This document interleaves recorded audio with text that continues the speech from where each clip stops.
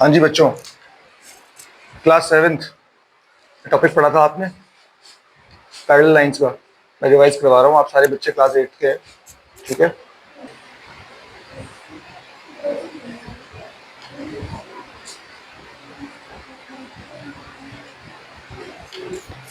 देखिए, लाइंस को नाम देना बहुत जरूरी है।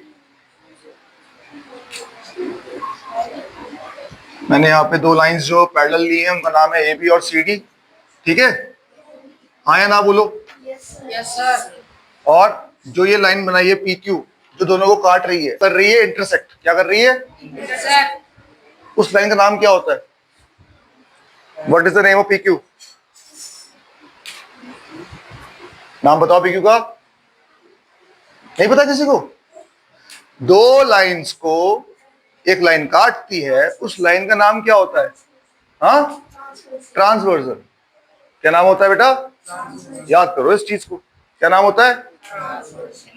हमें लिखना है इस तरह से, A B is parallel to C D and P Q is transversal. अब ये बताइए, यहां पे आपको कितने एंगल्स दिख रहे हैं? जब दो लाइन काटती है बेटा तो एंगल्स बनते नहीं बनते? कितने एंगल बने? 4 एंगल बने हैं। अब यहां पे कितने बने? 8 बने। Very good. अच्छा, एक चीज और, जिस तरह मैं एंगल्स मार्क करूंगा ना, वो चीज नोटिस करना आप। मैंने स्टार्ट किया है इस एंगल से, एंगल 1, एंगल 2, एंगल 3, एंगल 4, फिर ये यहां से किया मैंने स्टार्ट, एंगल 5, 6, 7, 8। नोटिस किया मैंने जो एंगल मार्क करे हैं वो क्लॉकवाइज डायरेक्शन में मार्क करे। क्लॉक चलती है ना इस तरह से, इस तरह घूमती है, राइट? क्लॉकवाइज डायरेक्शन में मार्क करे मैंने। आप भी यही तरीका फॉलो करना, राइट?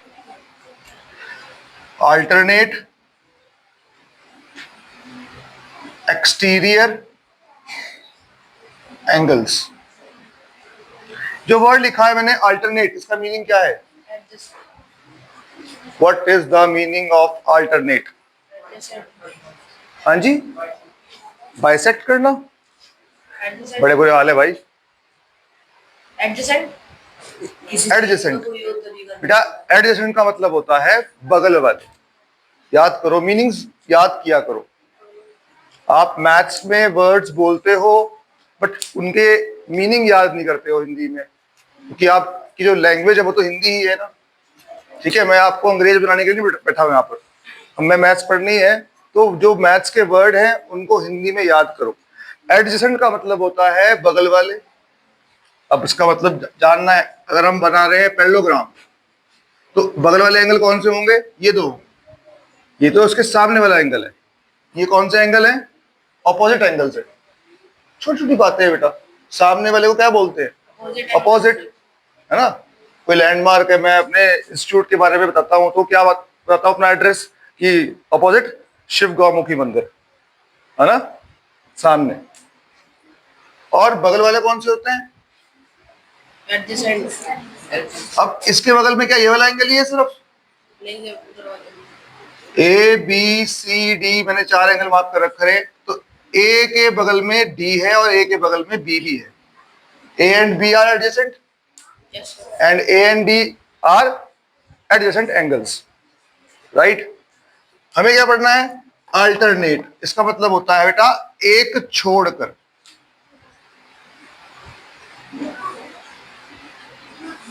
एक छोड़कर। आप एक काम करिए ना, ऑड नंबर्स पता है आपको क्या होते हैं? Odd numbers 1, 3, 5, 7। आप एक छोड़ के नंबर बोल रहे हो ना, ये अल्टरनेट नंबर्स है। इवन नंबर्स क्या होते हैं? अल्टरनेट नंबर्स होते हैं। Alternate exterior. एक्सटीरियर का मतलब क्या होता है? बाहर वाले। अब ध्यान से इस डायग्राम पे आ जाओ। अगर मैं रेल की पटरी का डायग्राम बनाऊं, कुछ ऐसा बनेगा ना भाई, देख रहे हैं ऊपर से, है ना। ये क्या लगाए हैं मैंने? स्लीपर्स। अब अगर मैं कहूं कि आपको रेल की पटरियों के बीच में अंदर खड़ा होना है, तो आपके पास जो जगह है वो ये वाली तो है। और अगर मैं कहूंगा कि आपको पटरियों से बाहर खड़ा होना है, तो कहां खड़े हो जाओगे आप? या तो इस जगह पे या इस जगह पे। सही बता रहा हूं ना? Yes. समझ रहे हो? कॉन्सेप्ट को ध्यान रख करके यहां बताओ मुझे कि कौन से एंगल्स एक्सटीरियर हैं। 1 2 वेरी गुड, 7 और 8 आ रहा है, समझ में आ रहा है कौन सा एंगल एक्सटीरियर है? 1। अच्छा, एक और चीज बताओ मुझे, क्लॉकवाइज जाऊंगा अगर मैं, तो 1 के बाद कौन सा आएगा? 2। 2 के बाद कौन सा आएगा? 3 क्यों आएगा भाई? हम बात करेंगे क्लॉकवाइज और एक्सटीरियर एंगल्स की। कौन से एंगल्स की? जो बाहर वाले हैं। पृथ्वी बाहर वाले कौन से हैं बेटा? 8 7 1 2।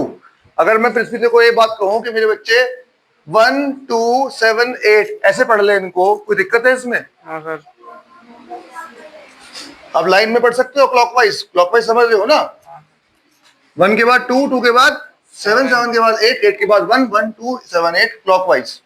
अब मुझे बताओ, एक्सटीरियर एंगल्स क्लॉकवाइज जाना है और कौन से? अल्टरनेट, एक छोड़ के। 1 के बाद एक छोड़ दो। Very good. Angle 1 angle 7। और आपको मैं कहूं कि दोनों इक्वल होते हैं, तो कोई परेशानी है? ठीक है जी। अब अगर मैं बात करूं एंगल 2 की, तो एंगल 2 के अल्टरनेट एक्सटीरियर एंगल, एंगल 2 का दूसरा भाई कौन, क्या नाम है उसका? 7 छोड़ दो, एंगल 8। अब देखो, तुम्हें शायद ये नेक्स्ट प्रॉपर्टी बड़ी आसान लगे, alternate interior angles.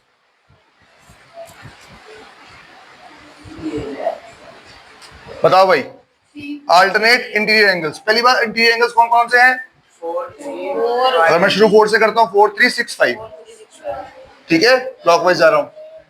Anti clockwise जाऊंगा तो 3 4 5 6। आप एंटी क्लॉकवाइज जाओ या क्लॉकवाइज जाओ, सब फर्क नहीं पड़ता। तो एंगल 4 के अल्टरनेट कौन सा है? एंगल 4 के अल्टरनेट 5 है। यार तुम क्या कर रहे हो?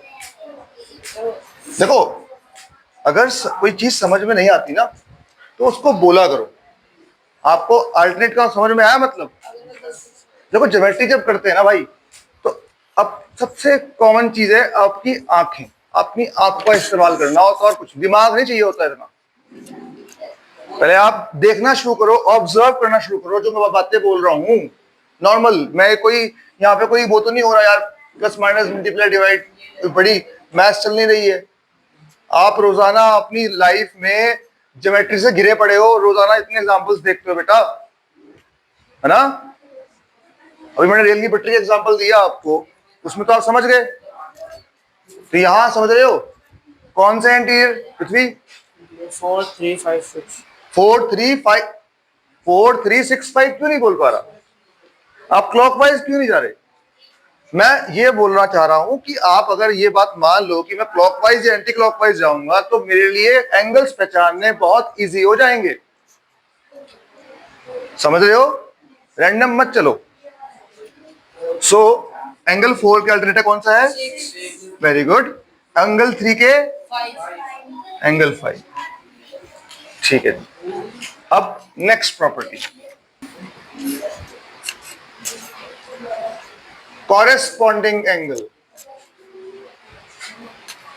Corresponding angles. कॉरेस्पॉन्ड का मतलब क्या होता है भाई?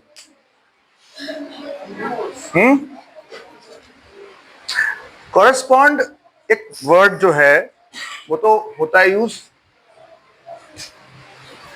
उसकी तरह का बताने वाली, सेम उसके जैसा, जो कॉरेस्पॉन्ड करे उसको। जैसे मैं आपको यहां पे एग्जांपल दे रहा हूं कि 2 ट्रायंगल्स हैं और ये 2 ट्रायंगल्स बिल्कुल सेम साइज की हैं। तीनों साइडें, ये वाली इसके इक्वल है, ये वाली इस साइड के इक्वल है और ये वाली इसके इक्वल है। तो ये ट्रायंगल्स क्या हुई? कॉन्ग्रुएंट हुई। देखो ये वर्ड बच्चा कंफ्यूज होता है कई बार। मैं दो वर्ड सिखा रहा हूं एक साथ।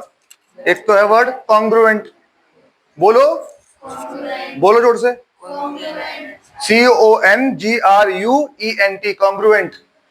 कॉन्ग्रुएंट का मतलब होता है बिल्कुल इक्वल होना, सेम साइज सेम शेप, वो कॉन्ग्रुएंट होता है। कॉरस्पॉन्डिंग क्या होता है? ये एंगल और ये एंगल कॉरस्पॉन्डिंग एंगल है, एक ही तरफ के, एक ही तरफ के। तो अगर मैं नाम दे दूं ABCPQR, तो AB के कॉरस्पॉन्ड कौन सी साइड है?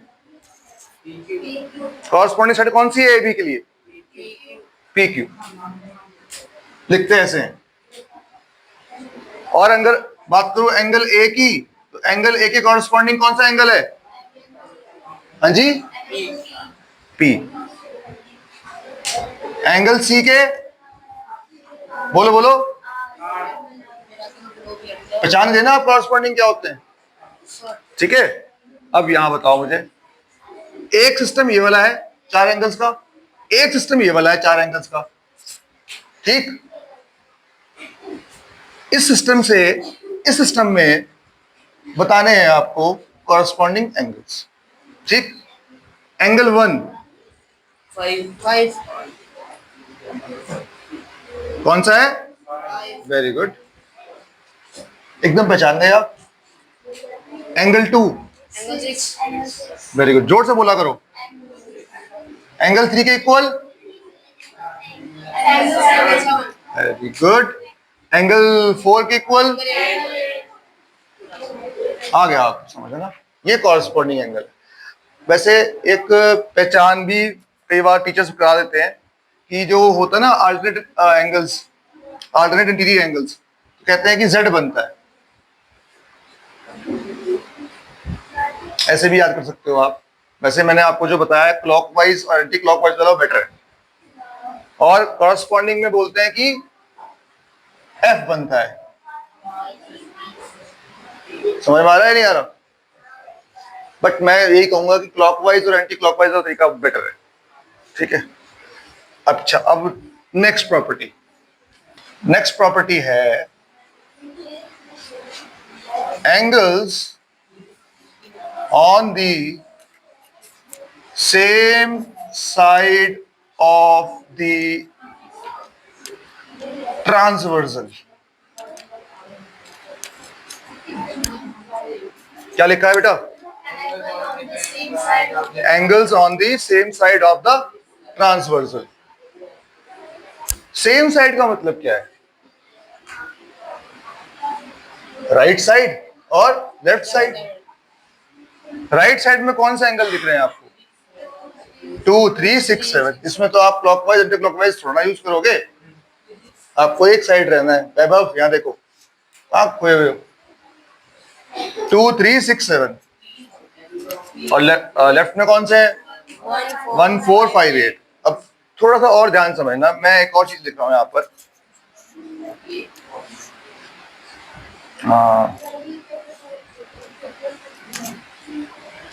Consecutive angles.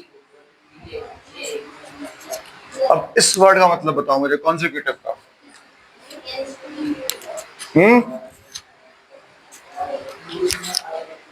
बताओ भाई। नहीं, देखो जब नहीं पता मीनिंग तो बोल दो सर नहीं पता। पता है कॉन्जिक्यूटिव का मीनिंग किसी को? किसी को नहीं पता? बड़ी अच्छी बात। मुझे तो ये समझ नहीं आ रहा बेटा कि ये जो छोटे छोटे वर्ड्स है, अल्टरनेट, कॉन्जिक्यूटिव, कॉरस्पॉन्डिंग, कॉन्ग्रुएंट, ये वर्ड्स कब करोगे पक्के? भैया इन चीजों को पिन पॉइंट करो, इग्नोर मत करो। ठीक है, इन्हीं वर्ड्स के मीनिंग अगर किसी को पता हो ना, बड़े आराम से वो टिपिकल क्वेश्चंस कर लेगा बंदा आराम से। मीनिंग क्लियर रखो अपने दिमाग में। देखो दिन भर आपके पास बहुत टाइम होता है, फोन को कम करो, अपनी एक कॉपी बनाओ जिसमें आपको वर्ड्स जो नए सीखे हैं आपने, एक दिन में 5 10 वर्ड कुछ तो सीखा होगा नए वर्ड्स, उसको नोट डाउन कर लो, उसको उसका मीनिंग लिख लो हिंदी में। बगल में उसके। आलस मत करो इस चीज में। 1 साल बाद वो कॉपी लिखोगे ना आप, 1 साल भी बड़ी बात बोल दी मैंने, 6 महीने काफी हैं।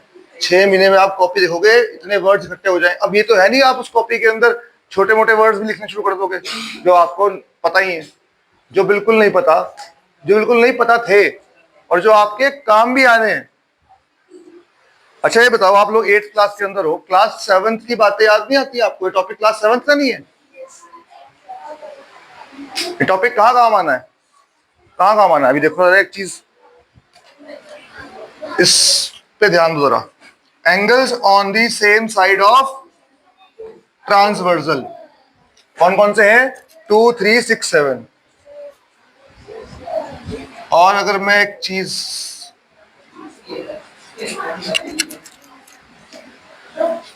अब ठीक है, consecutive interior angles, short form में को इंटीरियर एंगल्स।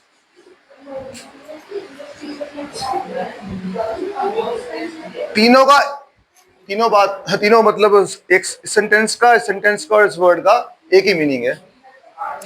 क्या मीनिंग है बताओ, कौन से एंगल होंगे? बड़े आराम से कहते हैं हाँ सर, मुंडी मुंडी लाने में सब एक्सपर्ट है।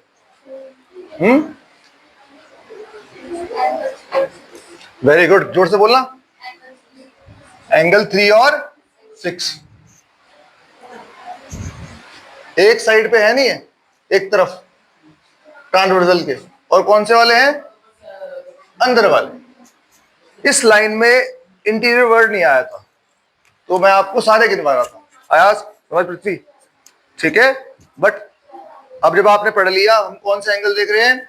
Consecutive interior angles. उनको शॉर्ट फॉर्म में क्या बोलते हैं? को इंटीरियर एंगल्स। ठीक है, कौन से हैं फिर वो? 3 और 6। अब एक बात बताओ, एंगल 3 और 6 तो लिख दिया आपने, ये क्या इक्वल होंगे? ये इक्वल होंगे? ये angles alternate exterior angles equal थे, अल्टरनेट इंटीरियर एंगल्स इक्वल थे, कॉरस्पॉन्डिंग एंगल्स इक्वल थे। अब को इंटीरियर एंगल्स की बात कर रहा हूं बेटा, 3 और 6 ये इक्वल होंगे? अच्छा कोई बात नहीं, कोई बात नहीं। मैंने अभी भी एक बात कही थी आपको, यार अपनी आंखों का इस्तेमाल तो सही सही से कर लो। तो अब जरा ये बताओ मुझे, एक एंगल ये बना है और एक एंगल मैंने ये बना दिया, ये दोनों इक्वल हैं? दिख रहा है आपको ये चीज? साफ दिख रही है? तो आप देख नहीं पा रहे 3 कैसा एंगल है, 6 कैसा है बेटा? आप देख रहे हो कि 3 एक ऑब्ट्यूज एंगल है और 6 क्या है बेटा? एक एक्यूट एंगल है। अब आपको मैंने एंगल्स 3 और 6 दोनों बाहर निकाल के दिखा दिए, अब भी समझ नहीं आ रहा?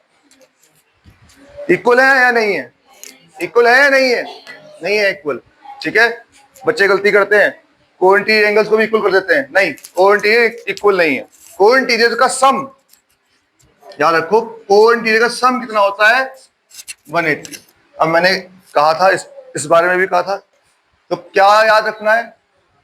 को इंटीरियर एंगल्स का सम कितना होता है? 180। को इंटीरियर एंगल्स क्या होते हैं? सप्लीमेंट्री एंगल्स होते हैं। क्या होते हैं बेटा? बोलो जोर से। Supplementary angles. को इंटीरियर एंगल्स क्या होते हैं? Supplementary angle. सप्लीमेंट्री एंगल्स कौन से होते हैं? जिनका सम 180 होता है, जिनका सम 180 होता है। ठीक है जी। अब दूसरा पेयर कौन सा है लेफ्ट साइड में?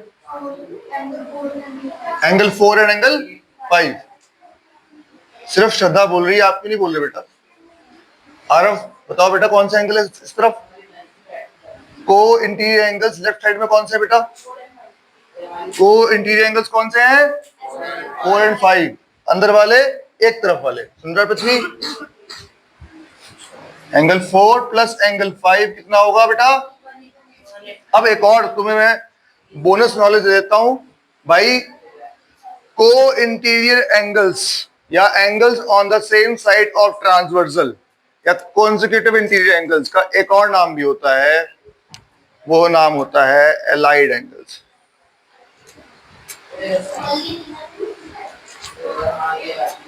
क्या बोलते हैं उनको? एलाइड एंगल्स भी बोलते हैं। ठीक है, एलाइड एंगल्स भी बोलते हैं। सो ये चार प्रॉपर्टी कहाँ काम आनी है, देखो कैसे कैसे काम आनी है वो भी नोटिस करो। अगर मैं आपको पैरेललोग्राम में, अब पैरेललोग्राम क्या होती है, बैठ जाओ वहां पर। पैरेललोग्राम क्या होती है, जिसकी ऑपोजिट साइड्स पैरेलल होती हैं। भाई वो यार देखो, तुम सांप सुन जाता है क्या आप लोगों को, पता है आंसर, जवाब क्यों नहीं दे रहे हो? क्या होती है पैरेललोग्राम? ऑपोजिट साइड्स क्या होती हैं? पैरेलल होती हैं। तो अगर मैं इस तरह से आपको डायग्राम को थोड़ा सा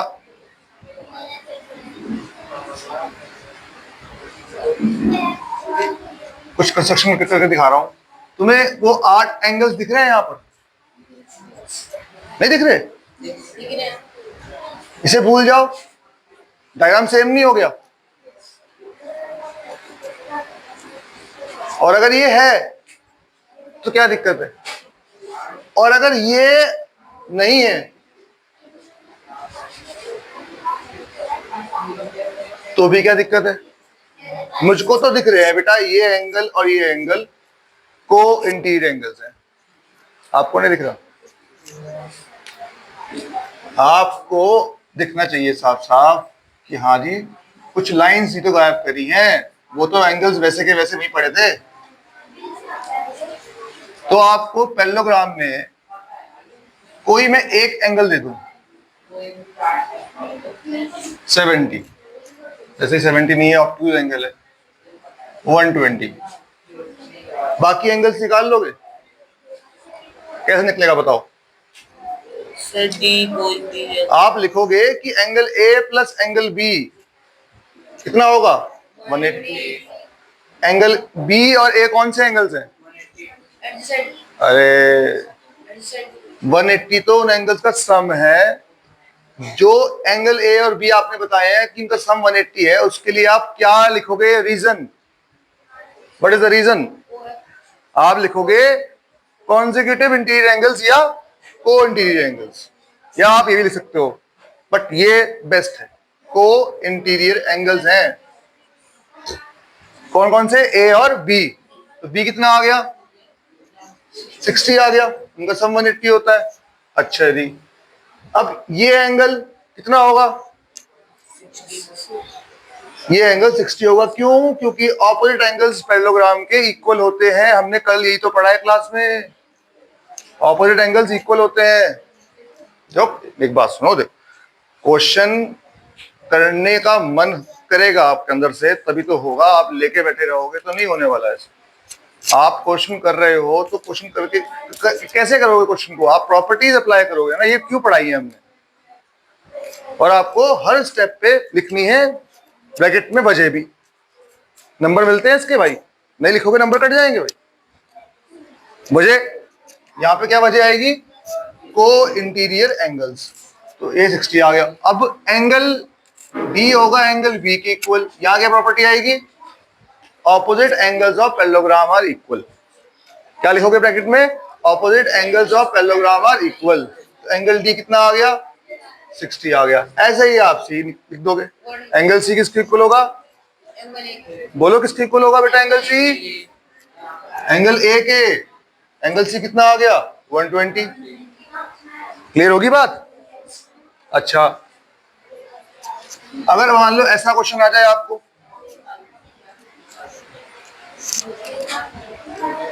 ये है 2x, ये है 6x, निकालनी है x की वैल्यू, पृथ्वी कर पाओगे क्वेश्चन? बहुत इजी है, बहुत सिंपल क्वेश्चन है बच्चों वाला। बताओ। देखो सारे बच्चे ना एक बात सुनो ध्यान से, आज जब भी कभी आपको x की निकालनी होगी वैल्यू, या आप बड़ी क्लास तक याद रखना, तो आपको x की बनानी होती है इक्वेशन। x की वैल्यू निकालने के लिए क्या बनानी होती है बेटा? इक्वेशन, जिसमें वो x इन्वॉल्व होगा। और इक्वेशन कैसे बनती है? इक्वेशन बनती है किसी स्टेटमेंट से, किसी कंडीशन से, या किसी फॉर्मूले से, या किसी प्रॉपर्टी से। तो देखो आप कि ये वाला एंगल और ये वाला एंगल की कोई रिलेशन है इन दोनों का आपस में? कोई प्रॉपर्टी अप्लाई होती है इनमें से? Co interior. Very good. Co interior, तो निकाल दो। 2x plus 6x is equal to 180। Bracket में आएगा को इंटीरियर, क्या आ गया x की वैल्यू 8x आया 180, निकल जाएगी x की वैल्यू 180/8। ठीक है, क्लियर हो गया? ठीक है जी। तो फिर एक काम करते हैं बेटा, अपनी अपनी बुक्स खोलो, क्वेश्चंस दो मुझे, ऐसे क्वेश्चंस जिसमें आपको कंफ्यूजन होती है कि कौन सी प्रॉपर्टी अप्लाई होगी, वो निकालो फटाफट से। ठीक है।